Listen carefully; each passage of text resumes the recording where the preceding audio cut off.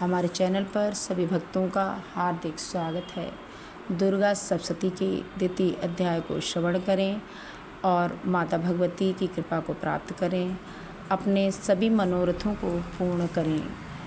हिंदी में इसका अनुवाद है, हिंदी में ही पाठ को श्रवण करें जिससे सभी भक्तों को पूर्ण रूप से समझ में आ सके और उसका लाभ मिल सके। ओम मध्यम चरित्र से विष्णु ऋषि महालक्ष्मी देवता उष्णेक छंद शाकंभरी शक्ति दुर्गा बीजम वायुस्तवन यजुर्वेदा स्वरूपम श्री महालक्ष्मी प्रियतीर्थे मध्यम चरित्र का विनियोग है। विनियोग करते समय थोड़ा जल पृथ्वी पर डाल दें। देवताओं के तेज से देवी का प्रादुर्भाव हुआ और महिषासुर की सेना का वध हुआ। द्वितीय अध्याय। मैं कमल के आसन पर बैठी हुई प्रसन्न मुख वाली महिषासुर मर्दिनी भगवती महालक्ष्मी का भजन करती हूँ, जो अपने हाथों में अक्षय माला, फरसा, गदा, बाण, वज्र, पद्म, धनुष, कुंडिका, दंड, शक्ति, खड्ग, ढाल, शंख, घंटा, मधु पात्र, शूल और पाश चक्र धारण करती हैं। ऋषि कहते हैं, पूर्व काल में देवताओं और असुरों में पूरे 100 वर्षों तक युद्ध संग्राम हुआ। उसमें असुरों का स्वामी महिषासुर था और देवताओं के नायक इंद्र थे। उस युद्ध में देवताओं की सेना महाबली असुरों से परास्त हो गई थी। संपूर्ण देवताओं को जीत कर महिषासुर इंद्र बन बैठा था। तब पराजित देवता प्रजापति ब्रह्मा जी को आगे करके उस स्थान पर गए जहाँ भगवान शंकर विष्णु विराजमान थे। देवताओं ने महिषासुर के पराक्रम तथा उसकी पराजय का यथावत वृतांत उन दोनों देवेशों को विस्तार पूर्वक कह सुनाया।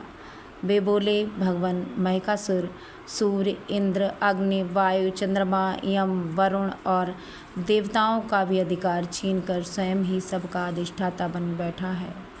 उस दुरात्मा महिष ने समस्त देवताओं को स्वर्ग से निकाल दिया है। अब वे मनुष्यों की भांति पृथ्वी पर विचर रहे हैं।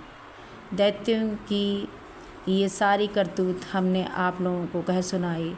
अब हम आपकी ही शरण में आए हुए हैं, उसके वध का कोई उपाय सोचिए। इस प्रकार देवताओं के ये वचन सुनकर भगवान विष्णु और शिव ने दैत्यों पर बड़ा क्रोध किया। उनकी भौहें तन गईं और मुँह टेढ़ा हो गया।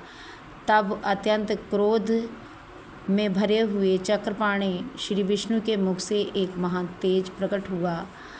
इसी प्रकार ब्रह्मा, शंकर, इंद्र, अन्य देवताओं के शरीर से भी बड़ा भारी तेज निकला।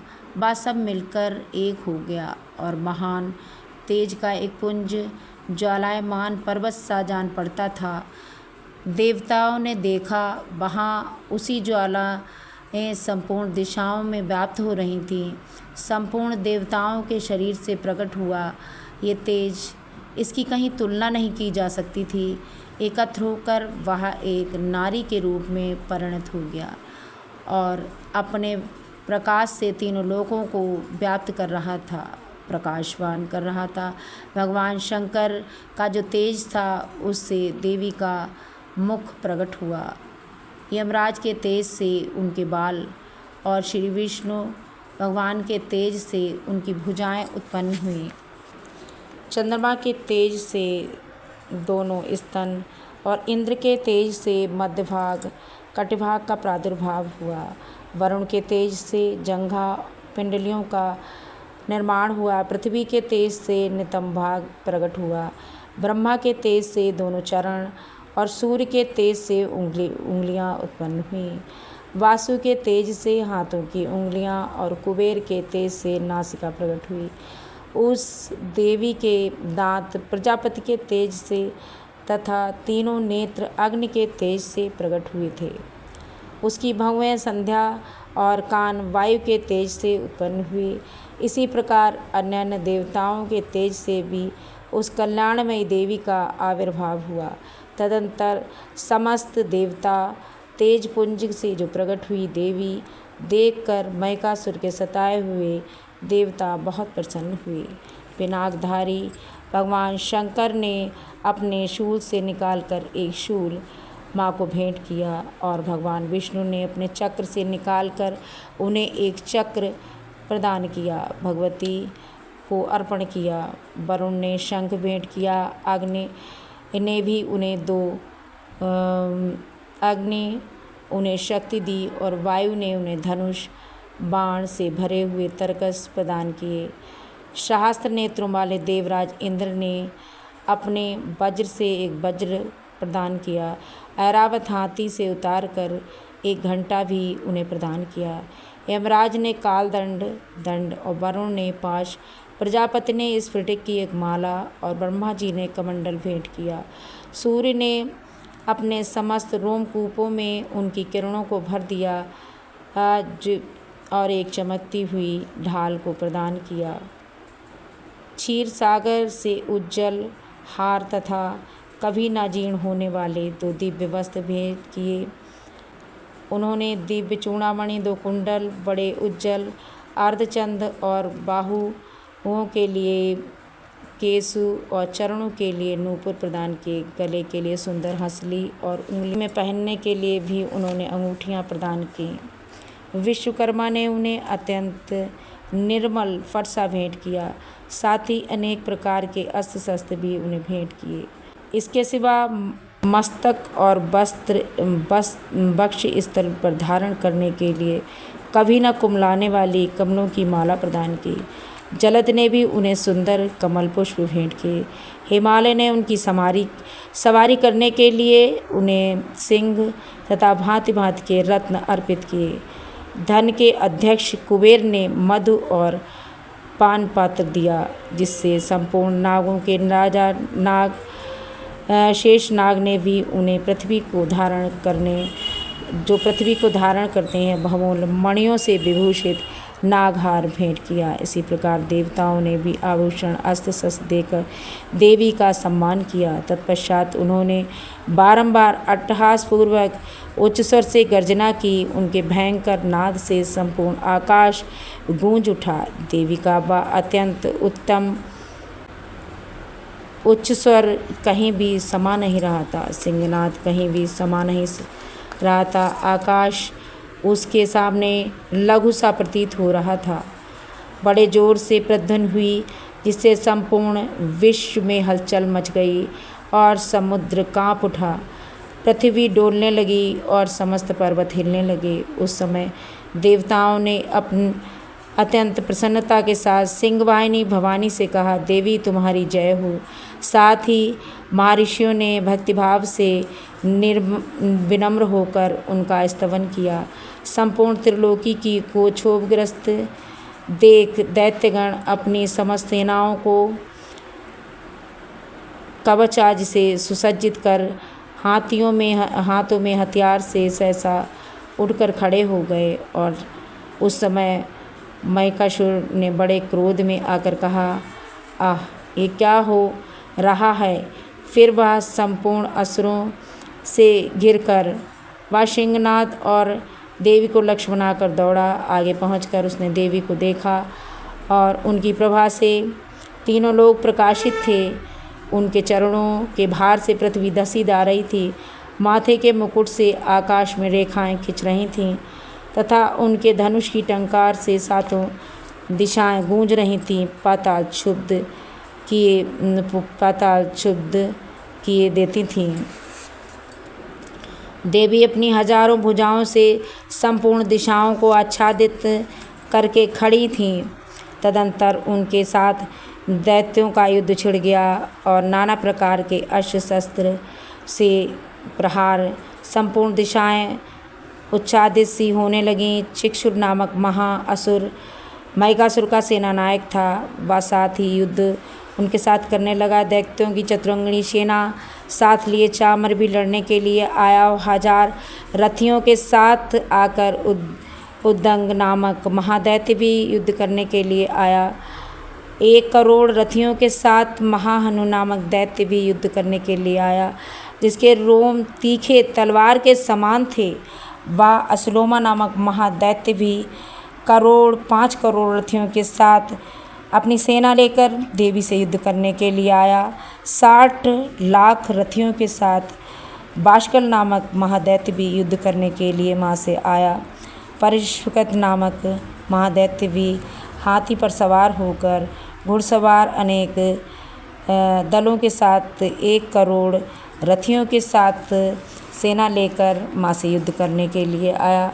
बिडाल नामक दैत्य भी 5000 रथियों के साथ घिरकर लोहा लेने के लिए माँ से पहुँचा। इसके अतिरिक्त भी हजारों महादैत्य हाथी घोड़ा सेना लेकर देवी से युद्ध करने लगे।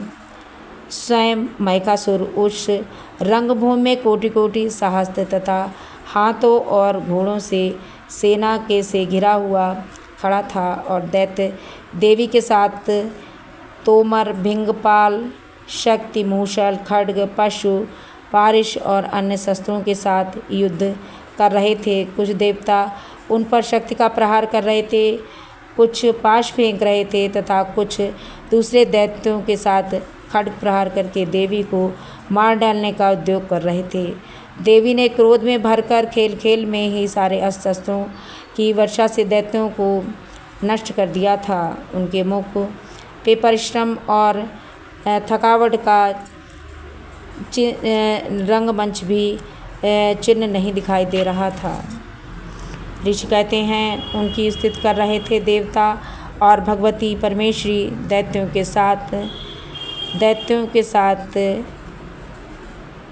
अस्त्र शस्त्रों की वर्षा करती रहीं। देवी का वहाँ सिंह भी क्रोध में भरकर गर्जन करके अपने बालों को हिलाता हुआ असुरों की सेना को में विचरण करने लगा, मानो वनों में दावानल फैल रही हो। रंगभूमि में दैत्यों के साथ युद्ध करती हुई अंबिका कितने ही दैत्यों के छोड़े हुए तत्काल सैकड़ों हजारों गणों के रूप में प्रकट हुई और पाश, विंध्यपाल, खड्ग, पाणिक और अस्त्रों द्वारा असुरों के समस्त का सामना करने लगीं। देवी शक्ति से बड़े ही वेग से असुरों का नाश कर रही थीं। नगाड़ा और शंख आदि बजने लगे। उस संग्राम महोत्सव को कितने ही गण सुंदर मृदंग बज रहे थे। तदंतर देवी ने त्रिशूल से ही शक्ति से वर्षा कर खड्ग और सैकड़ों महादैत्यों का संहार कर दिया। कितने ही घंटों से भयंकर नाद से मूर्छित होकर पृथ्वी पर गिर गए और बहुतेरे दैत्य पाश से बंधकर पृथ्वी पर घसीट दिए। कितने ही दैत्य उनकी तीखी तलवार से मारे गए और टुकड़े टुकड़े हो गए। कितने ही गदा से चोट खाकर पृथ्वी पर घायल होकर गिर गए। कितने ही को मूसल की मार से अत्यंत आहत होकर धरती पर गिर गए। कुछ दैत्य शूल से छाती फट जाने के कारण पृथ्वी पर गिर गए तथा इस रंगभूमि में बाण समूहों से वृक्ष से कितने ही असुर कमर टूट जाने के कारण धरती पर गिर गए, बाज की तरह छटपटाने लगे। देवी पीड़क दैत्यगण अपने प्राणों से हाथ धोना पड़ा। किन्हीं की बाहें छिन्न भिन्न हो गईं, कितने की गर्दन कट गई, दैत्यों के मस्तक कट फट गए, वह पृथ्वी पर गिर गए। इस तरह लोग शरीर के मध्यभाग विदीर्ण हो गए। कितने ही महादैत्यों की जांघाएं कट गईं, कितने ही देवी की वहाँ एक पैर और एक हाथ के होकर पृथ्वी पर गिर गए, उनके टुकड़े हो गए। कितने ही महादैत्यों के मस्तक कट जाने के कारण भी वह पृथ्वी पर गिरते और उठ जाते थे। केवल धड़ ही के रूप में अच्छे अच्छे हथियार हाथ में लेकर वह देवी के साथ युद्ध करते थे। कितने ही कदम युद्ध बाजों की लय पर नाचते थे। कितने ही बिना सिर और धड़ के भी खड्ग शक्ति लेकर वृष्टि से लेकर देवी के ऊपर दौड़ते थे। महादैत्य दूसरे महादैत्य ठहरो ठहरो कहकर देवी से युद्ध करने के लिए उन्हें ललकारते थे। जहाँ घोर संग्राम छिड़ा हुआ था, वहाँ की धरती देवी के गिराए हुए हाथी, घोड़े और असुरों की लाशों से पट गई थी। वहाँ चलना फिरना असंभव सा दिखाई देता था। दैत्यों की सेना का संग्राम, हाथी घोड़े और असुर शरीर, इतनी अधिक मात्रा में रक्तपात हुआ था कि थोड़ी ही देर में खून की बड़ी बड़ी नदियाँ बहने लगी थीं। जगदम्बा असुरों की विशाल सेना का क्षण भर में नष्ट कर दिया था, ठीक उसी तरह जैसे तृण और काठ भारी ढेर को कुछ ही क्षण में भस्म कर नष्ट कर देता है। और सिंह भी गर्दन के बालों को हिलाता हुआ, गर्जन करता हुआ, जोर जोर से गर्जना करता हुआ दैत्यों के शरीर से मानो प्राणों को चुनने लेता था। वहाँ देवी के गणों ने भी उस महादैत्यों के साथ ऐसा युद्ध किया जिससे आकाश में खड़े हुए देवतागण उन पर बहुत संतुष्ट हुए और फूलों की वर्षा करने लगे। इस प्रकार मार्कंडेय पुराणे सावर्ण के मंत्र कथा के अंतर्गत देवी महात्म्य महिषासुर सेना वध नामक दूसरा अध्याय संपूर्ण।